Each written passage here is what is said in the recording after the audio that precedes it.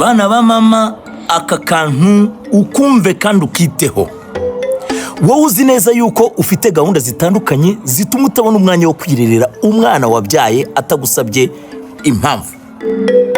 Warangiza ukicara kubera ibyo byo kujya gushakisha ubuzima bya hato na hato, ukajya ugenda ukamusigira umukozi, ukamusiga kandi utatekereje uburyo agomba kubaho. Icya mbere ugakinga imiryango y'inzu yose kugira ngo umukozi ngo atagenda bya hato na hato mu byumba. Icya kabiri ukazimya televiziyo. Icya gatatu ukamusigira yawurute n'utubiswi bibaze ngo kuko biri bubashe guhaza umwana, cyane ko uwo muvandimwe ava mu cyaro ibyo binatigeza birya akiri wabo. Ese waba uzi neza ko hari amahirwe menshi yuko ako kana gashobora kuzajya kabwirirwa cyangwa se kakabigenderamo mu gihe kashegeye ibyo bintu, kuko umukozi ari igihe abyirira wazajya kubona ukabona akana kagiye mu mutuku kubera ikibazo cy'imirire mibi bitewe n'uko batakagaburira.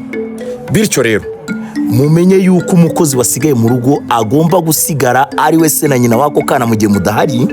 Kubw'ibyo mukamuzirikana nawe, mukamusigira nido, mukamusigira amata, mukamusigira biswi, mukamusigira imigati na televiziyo agasigara yisanzuye mu gipangu kugira ngo abashe kubarindira umwana neza.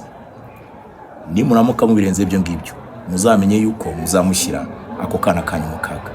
Ariko abakozi bo mu rugo n'abana beza ntago babikora, bazajya babyitaho kuko baba bahembwe neza ku kwezi.